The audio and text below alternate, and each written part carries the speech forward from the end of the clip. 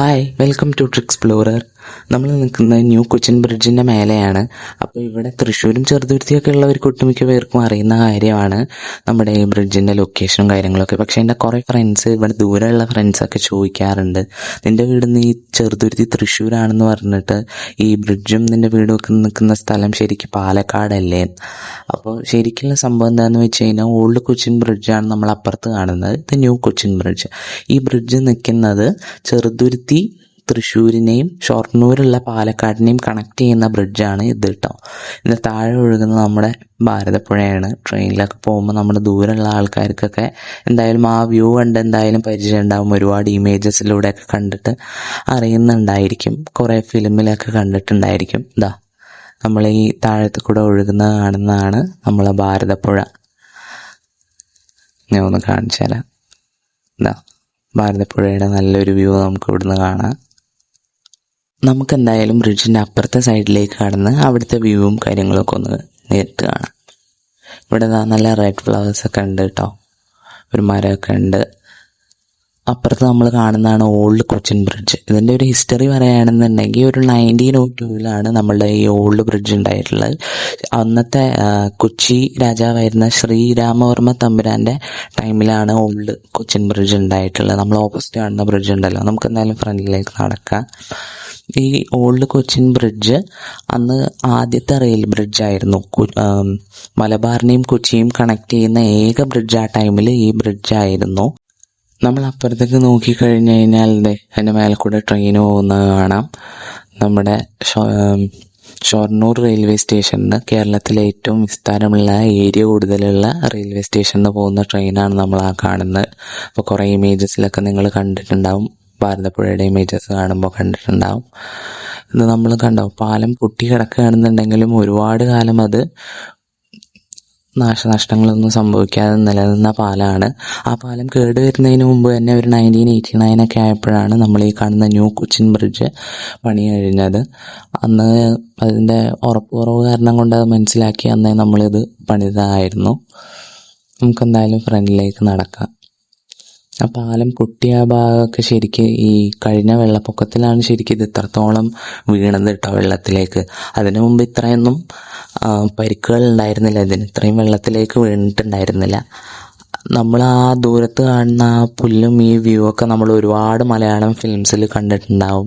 ജയറാമോ അങ്ങനത്തെ ഒരുപാട് film stars വന്നിട്ട് ഷൂട്ട് ചെയ്തിട്ടുള്ള ലൊക്കേഷനാണ് നമ്മൾ ഈ കാണുന്ന. ഒരുപാട് സോങ്സിൽ, മലയാളം സോങ്സിലൊക്കെ നിങ്ങൾ കണ്ടിട്ടുണ്ടാവും. അത് പ്രത്യേകിച്ച് ഈ വ്യൂ കാണുമ്പോൾ നിങ്ങൾക്ക് എന്തായാലും ഓർമ്മ വന്നിട്ടുണ്ടാവും, പാട്ടുകളിലൊക്കെ കണ്ടത്. എന്തായാലും നമുക്ക് എന്തായാലും താഴേക്ക് ഇറങ്ങാം.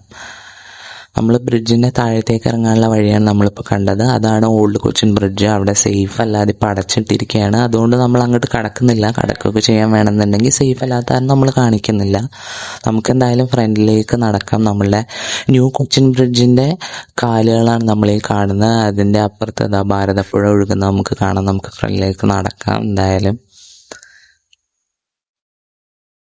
ഇവിടെ ബ്രിഡ്ജിൻ്റെ മുകളിൽ നമുക്കിതാ നമ്മുടെ ഷൊർണൂർ ഗവൺമെൻറ് ഹയർ സെക്കൻഡറി സ്കൂളിലത്തെ കുട്ടികൾ ചെയ്ത വോൾ ആർട്ടൊക്കെ കാണാൻ പറ്റും. NSS യൂണിറ്റത്തെ കുട്ടികൾ ചെയ്താണെന്ന് എഴുതി വെച്ചിട്ടുണ്ട്.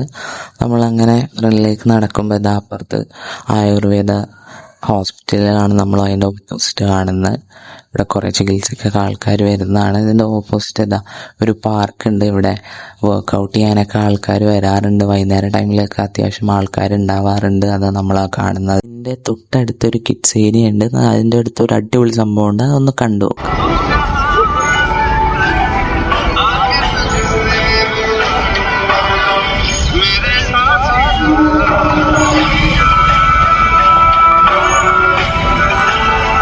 ഭാരതപ്പുഴ അല്ലെങ്കിൽ നിള റിവറിൻ്റെ അടുത്തുള്ളൊരു ശ്മശാനമാണ് ഇപ്പം നമ്മൾ ഈ കാണുന്നത്.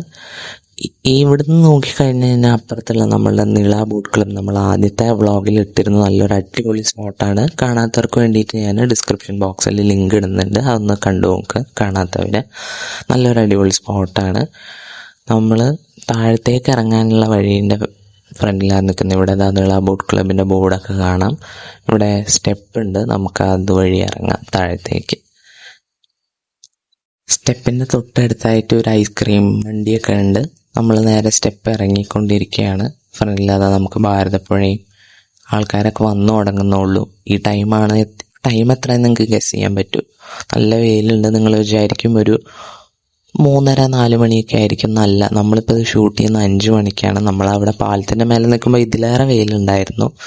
എന്തായാലും നമുക്ക് ഫ്രണ്ടിലേക്ക് നടക്കാം. നമ്മുടെ ഇവിടെ ചെറുതുരുത്തിയിലുള്ളവർക്ക് ഇതൊക്കെ കണ്ടു മടുത്തൊരു വ്യൂവും സ്ഥലവും ആയിരിക്കാം. പക്ഷെ ഒരുപാട് പേര് വൈകുന്നേരം വന്നിരുന്ന് ഒന്ന് ഫാമിലി ആയിട്ടോ അല്ലെങ്കിൽ ഒന്ന് ചില്ല് ചെയ്യാൻ വേണ്ടി ഫ്രണ്ട്സൊക്കെ ആയിട്ട് വന്നിരിക്കുന്ന സ്പോട്ടാട്ടോ ഇത്. മേലെ അതാ നമുക്ക് ട്രെയിൻ പോകുന്നത് കാണാൻ പറ്റും. ആൾക്കാരൊക്കെ ഉണ്ട് അവിടെ. എന്തോ ഒരു തീ പോലെ കാണുന്നുണ്ട്. ഹോപ്പ്ഫുള്ളി അത് കൺട്രോളിലാണെന്ന് നമുക്ക് വിചാരിക്കാം. ആയാൽ മതിയായിരുന്നു. ആൾക്കാരൊക്കെ വന്നു തുടങ്ങിയിട്ടുണ്ട് ചെറുതായിട്ട്. നമുക്കെന്തായാലും ബാക്കി വീഡിയോയിലേക്ക് കടക്കാം.